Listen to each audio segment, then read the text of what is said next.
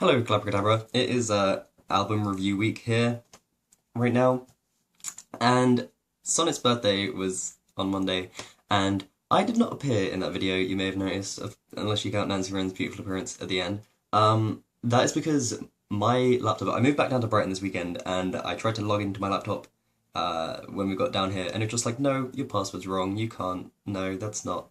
Nope, not getting in. So I couldn't. I have not been able to get onto my laptop at all for the past 2 days, and I just got on now. My dad sent my hard drive down, and I wiped that laptop and then loaded everything back on. It was a very stressful time for me, and like I missed deadlines and shit because of it. But oh well. I'll say a little birthday message at the end of this video because I'm gonna review an album right now. I don't think. Oh, I should probably check what everyone else has done. Okay, wait here.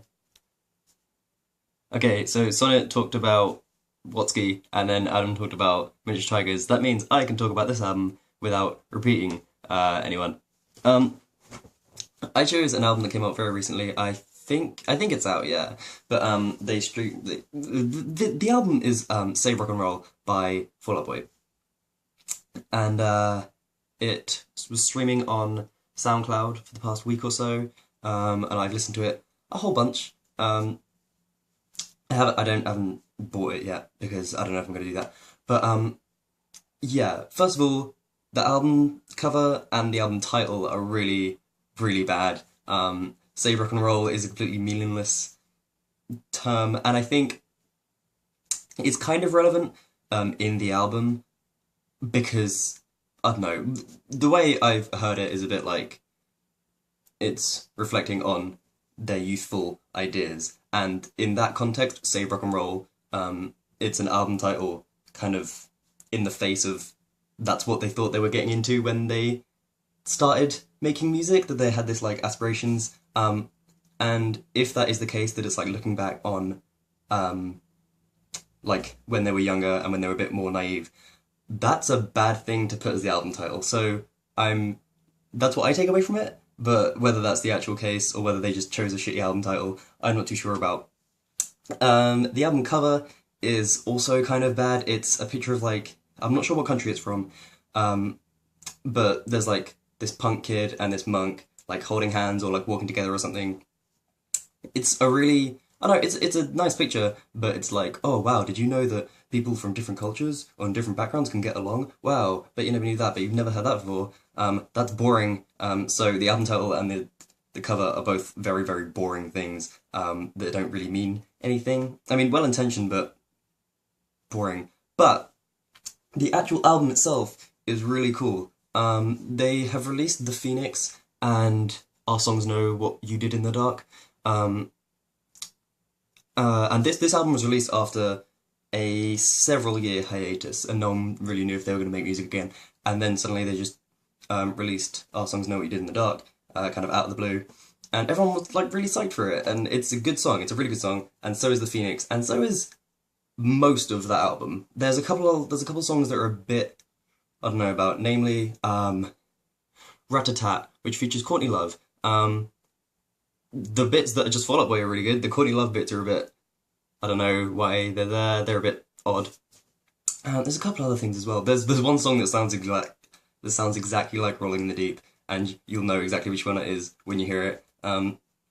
But mostly it's just a really good album. It's Fall Out Boy combined with all the chart music that's been released since their hiatus, and I think that's like the best way of putting it. There's like a lot of influence from really modern artists, like artists that have, you know, releasing music currently. But it's also, along with that, is a lot of traditional Fall Out Boy stuff, and it really works well. I was a little bit wary when I first listened to it, because it's unfamiliar. It doesn't sound, I mean, it sounds a lot like Fall Out Boy, but not the way you remember it.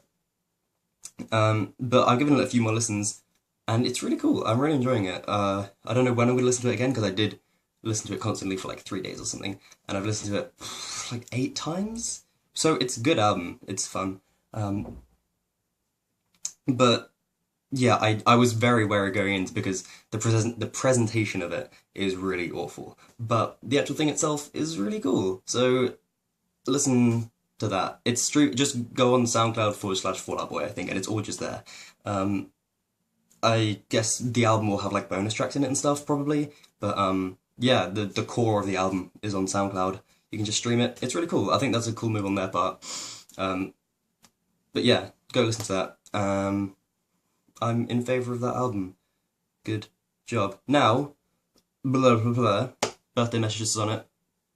It feels a bit weird because it's like just me talking to you now. There's no song and dance or anything. There's no compilation.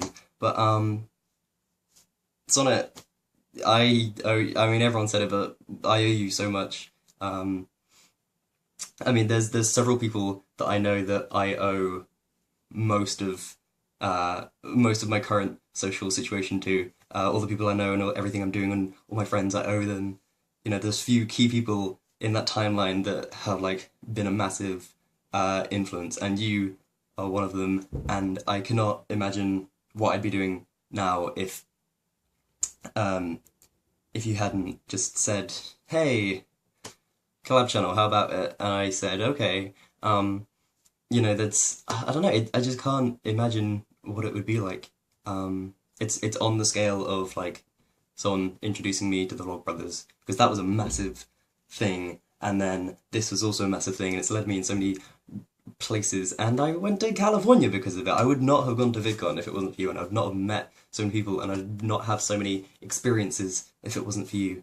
And just thank you so much, and I don't know how I could repay it, but hopefully I'll try one day. But thank you so much. This is a long video, but yeah, I owe you a lot, and you are just a wonderful person, and every time we talk it's just so nice, and